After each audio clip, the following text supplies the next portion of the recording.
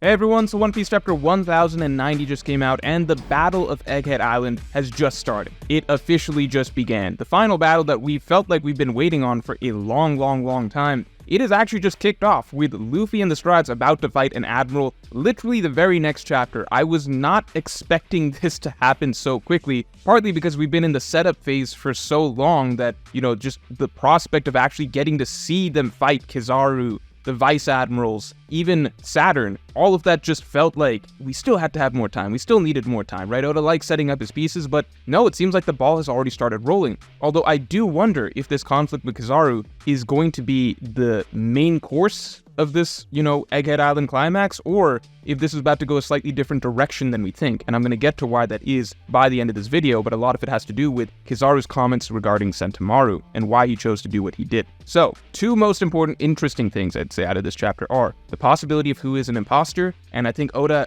being the writer that he is, I think he dropped several hints, red herrings, whatever you want to call them. He dropped several little interesting details throughout this chapter that make it feel like it's littered with possibilities as to who Katarina Devon could be. If you don't know what I'm talking about, the Blackbeard Pirates ship was heading towards Egghead Island last that we saw. There are only two members that could possibly be on it, that is Lafitte and Katarina Devon, as they are not accounted for at either the Blackbeard Pirates group that was fighting against Law or the Blackbeard Pirates group that was fighting against Garp. So Lafitte and Katarina Devon, they're the two that most likely made their way over to the island, practically guaranteed. And interestingly, Lafitte's strength is infiltration. As we saw in his very first appearance, he broke into Marijoa with a bunch of top-tier observation hockey users not even realizing. And Katarina Devon's specialty is, of course, impersonation, right? She's able to take the appearance of anybody that she so chooses. So that is a deadly combination, considering we have an entire night of missing information. This has almost never happened in One Piece in this manner before. Oda is playing really hard into the mystery aspect of the storyline, setting up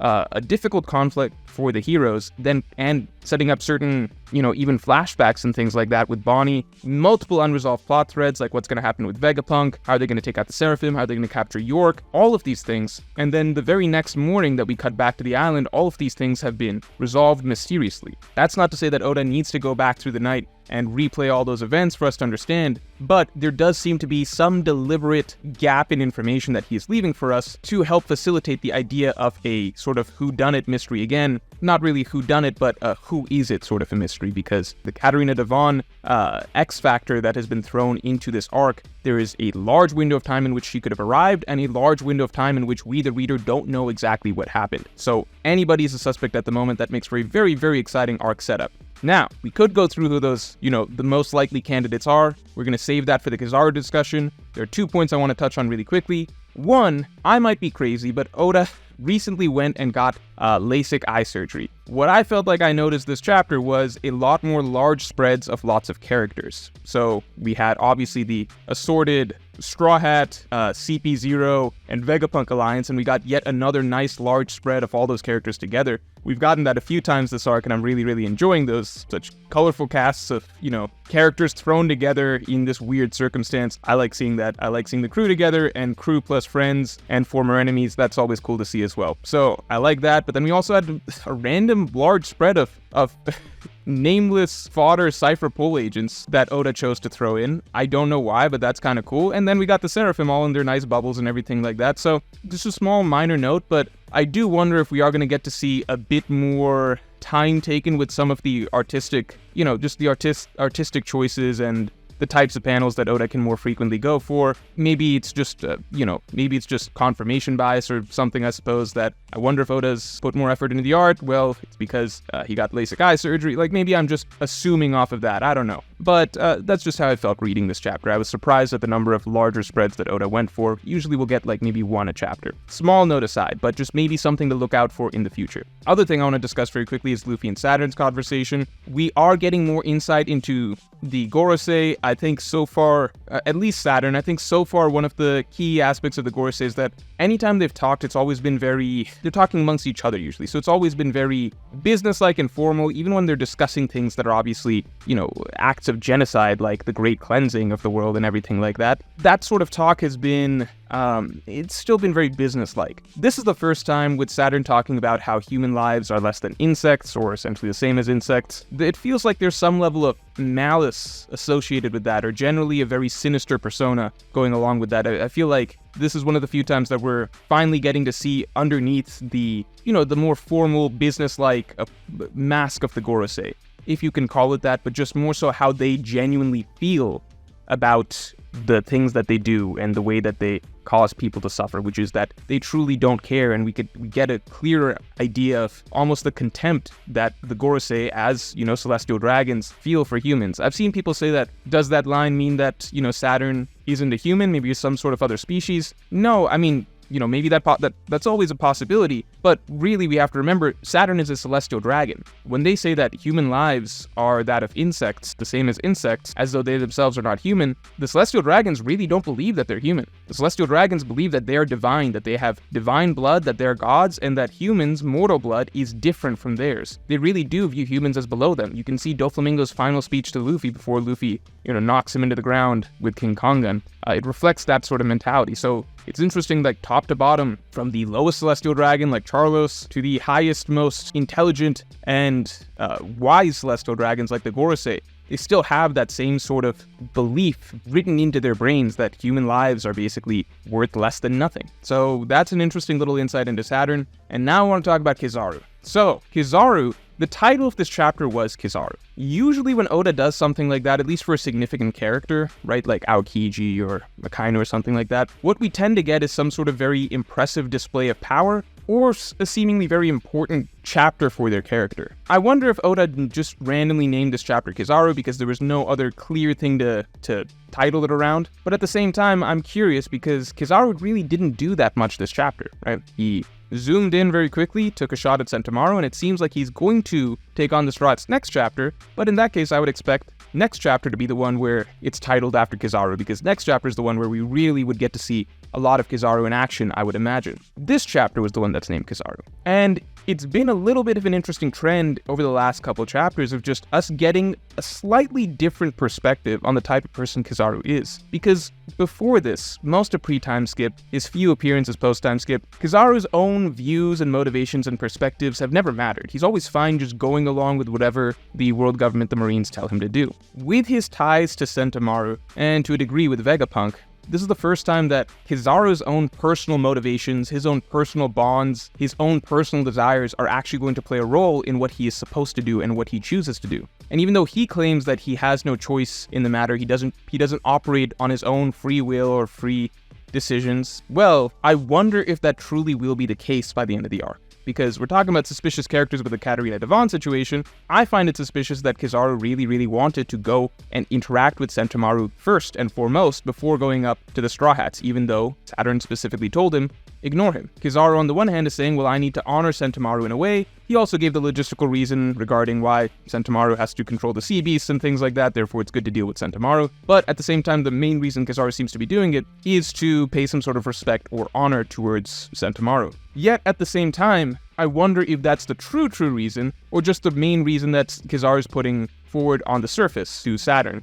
I wonder if Kizaru wants to interact with Sentomaru in some way. I wonder if Kizaru has something he needs to say to Sentomaru. It's just very odd to me that between the last couple chapters, it feels like Kizaru's true personality and motivations seem to be bubbling under the surface, and it seems as though he does actually not want to be going up against, Sentomaru and potentially even Vegapunk. And this might be the first time that there's a conflict of interest for him in terms of what he actually wants to do. The fact that Oda's titling this chapter after him seems like we're about to get more of a spotlight on Kizaru. I wonder if his actions are not going to quite line up with what he's telling Saturn and what he's going to be reporting to the world government. I wonder if there is something a little bit more there. At the end of the day, if Kizaru did just beat Sentomaru senseless and he's just going to go on and try and be a killing machine for the world government, trying to take out the Straw Hats right after this anyway, well then, at the end of the day, that just is who he is. But I can't help but feel that we are set up to potentially get just a little bit more out of Kizaru, and he might turn out to be a little bit more of a nuanced character by the end of this storyline. So, Kizaru stuff aside, let's quickly talk about the imposter situation. I say quickly because I just did a full stream on it and could not make any sort of significant leeway or headway, I suppose, in terms of who the imposter likely is. Bonnie is the most obvious choice. There was a clear panel written in here by Oda with Luffy calling out Bonnie's seemingly odd comment, at least from Luffy's perspective. Luffy's tricky in that he's an idiot in some ways. He can't even recognize that Usopp is Sogeking, but then in other ways he can often recognize when something is wrong or something's a little off with how certain characters are thinking or feeling that he knows, that he's able to pick up on just emotionally, right? So Luffy's not the best metric, but Oda had Luffy call out what seemed like odd behavior from Bonnie. That alone could be a strong hint by Oda that Katarina Devon took over Bonnie. And it would line up in a lot of ways because last we saw Bonnie, she was in Kuma's memories experiencing a flashback. She would have therefore been very vulnerable to have been taken out by someone like Katarina Devon. The Straw Hats, CP0, and Vegapunk, none of them know Bonnie that well personally. Therefore, because they don't know her that well personally, Katarina Devon could do a good job impersonating Bonnie and fly under the radar longer than, let's say, if Katarina Devon pretended to be Sanji or pretended to be Zoro or something like that, because the Straw Hats all know each other's tics very, very well. With Bonnie, all you have to do, like, her name's Big Eater Bonnie, all you have to do is say some stuff about, like, hey, I want pizza or I want food, because that's what her entire personality and reputation is known for worldwide. And, Katarina Devon could probably easily pass under some scrutiny or questioning from the Straw Hats, as we saw with Luffy right here. So, the possibility is planted right there. The question is, was that a red herring that Oda's trying to throw in? Or is that Oda...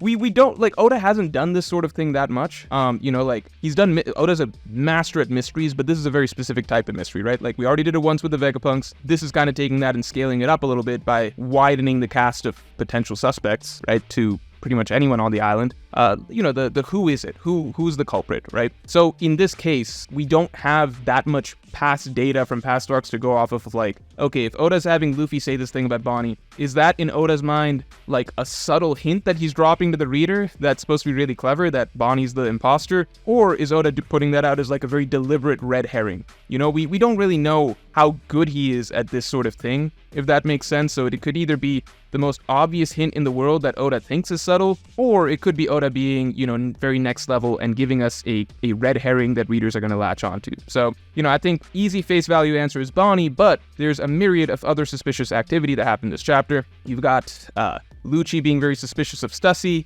Why is Lucci being suspicious of Stussy? Could that possibly not be the real Stussy? You've got some people believing that Robin was acting out of character during the conversation with Luffy and Saturn, as well as people pointing out that, well, how did Robin even get injured? Where did that exactly happen? Robin wasn't even fighting anyone. Then you have some people saying that Usopp should have acted more cowardly or more outspoken about the dangers that they're about to go up against.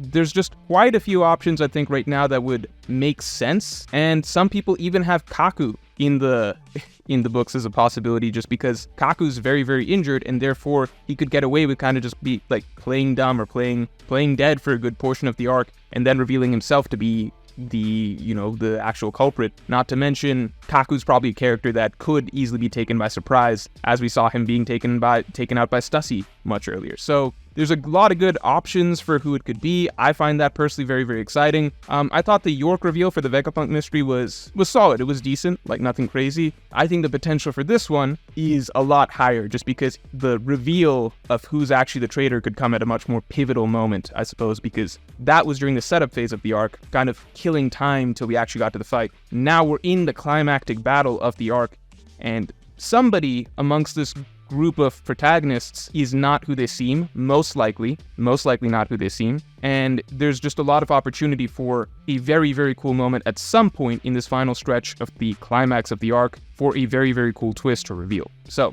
definitely looking forward to that. Can't believe the Egghead Island final battle has already begun. Really looking forward to how things play out. So I will talk to you all next week.